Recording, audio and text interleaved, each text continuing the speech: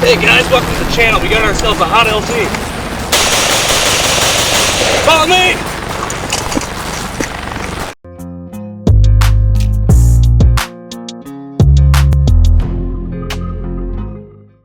Hey guys, thanks for helping me out through that ambush back there. We got a lot of them Victor Charlies, if you know what I mean. In all seriousness, we're out here today with this Brownells XM16E1. Absolutely gorgeous rifle. We're going to start this thing off from nipple to gooch today. So we'll start off with the old flash hider up here, which is a 3-prong. This was specific to some of the SP1s and the XM16 in particular. The Army did a bunch of kind of fielding with this and just seeing, you know, how it ran in general. And eventually they did change to the M16A1, but the first change they made was going to the birdcage flash hider, which is what you see on all the modern ARs, right?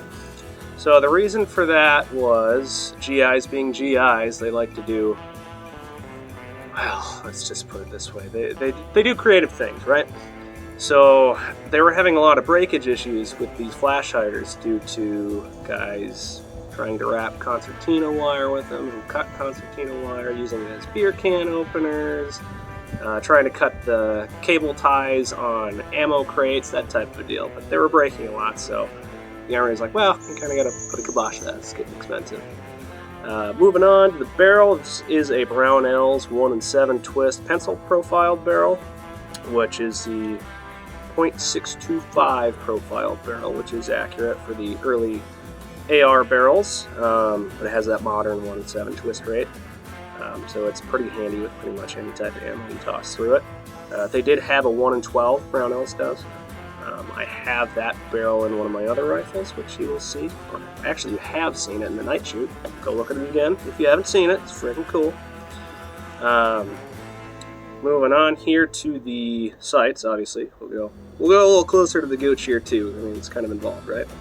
So irons, obviously, super easy to use, I think. That's what I learned on. Some guys are quite privy to red dots, and that's what they're used to. That's fine. It's kind of a Sally thing to do, but it's fine. I'll accept it, I guess. That was a common thing, especially with the fixed carry handle back then, too. Super fun to use. Like I said, I like them. Moving on to the furniture here. So the front hand guard here is a Brownells. Front hand guard is just plastic, I don't know, some sort of ABS. A lot of dudes don't seem to care for the finish on them as much. They say it doesn't look quite like the originals. I mean, does it really matter all that much if you go out and use the thing?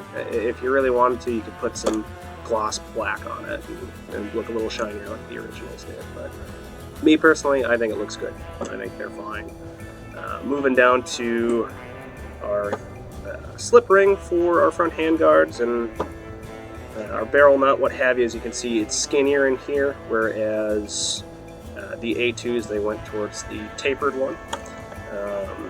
They did that because the tapered one is easier to actually slide backwards. This is a huge pain in the butt. They actually changed, well, I think it is. Maybe they got little curly hands, but it's a pain to hold that back and get the hand guards out, especially on like the Car 15 hand guards, that type of deal. Not quite as much to grab onto. That's what she said! But yeah, that's why they made a change there to some of the later rifles. Getting to the receiver here, as you can see, we have no brass deflector, and we have an unfenced mag release here. That brass deflector didn't come around until pretty much the A2 and some of those car variants, 70s, 80s, what have you. Just kind of, I think that was more or less aimed at protecting left-handed shooters too. Because I believe lefty with these things, I think it smacks you in the face sometimes, some of that brass does, but could be wrong on that. I'm not a lefty. I mean, I'd succeed at life if I use my right hand. Yeah, and then the unfenced mag release there, they made a change to that with the M16A1 and put that fence around it, which all your modern ARs have. That was due to, you know, they found out in the field, a lot of guys would be on patrol, they bump into branches and brush and that type of stuff, and they drop a mag and, oh no, we're getting ambushed and I dropped the mag, that's not good. So they made that change, that seemed to work quite well. You can see we have our teardrop forward assist back here. Looks way better than the modern round one, I think. I don't know quite why there was a change there. Function's all the same. Maybe someone else out there that's more knowledgeable in this can bleep that down in the comments. We'll see.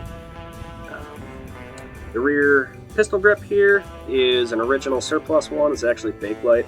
Got that from Retro Rifles a good while ago. It's pretty friggin' cool. Nice, smooth, comfortable. It's lacking the little finger notch that the A2s have and all your modern ARs have. I think they're a lot more comfortable, personally. And then we're the backside here on the old Gooch. It's the Brownells A1 stock. Now, these stocks are, I think, like an inch and a half, maybe 2 inches shorter than an A2 stock. I think that's pretty damn handy. It makes it a little bit more, you can wield it a little bit better, you know. If you're running the gun a little bit shorter, not as much for length of pull. I think it's a little bit easier to shoulder, personally. And then, of course, we have our fantastic surplus OD sling here. Got that from More Militaria.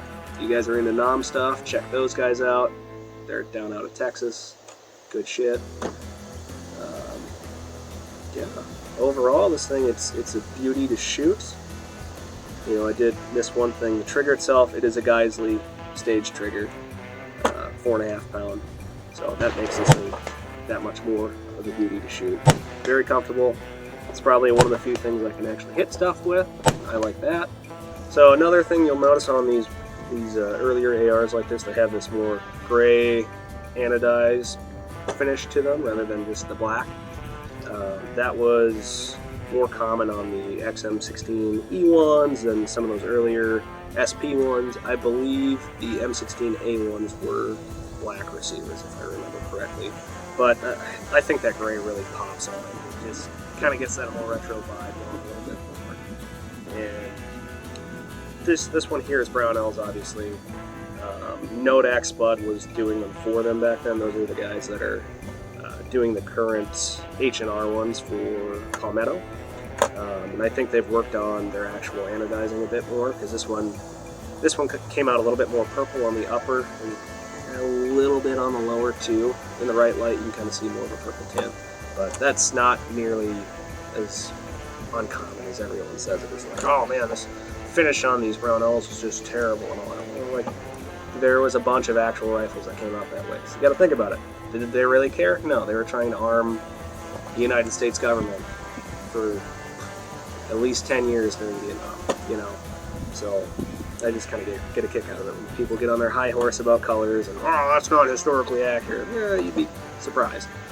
Another cool thing is running 20 rounders. I think they look awesome. I've got probably, well, a Sogman's loadout of Brownells ones. And I have one original Colt AR-15 20 rounder. It's got the aluminum follower in it, that type of deal.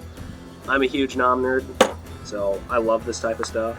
You know, I'm just thinking about the history of it and all that type of deal. And you can tell by my drip, as the kids would say on the internet and the grams, I guess. I don't know, I don't do that stuff. But, yeah, I mean, got the good old M1 steel pot here. It's a legit Vietnam era one with the correct liner. The helmet cover is a repro from More Militaria again. Of course, you gotta go out the field with your luckies, right? Right?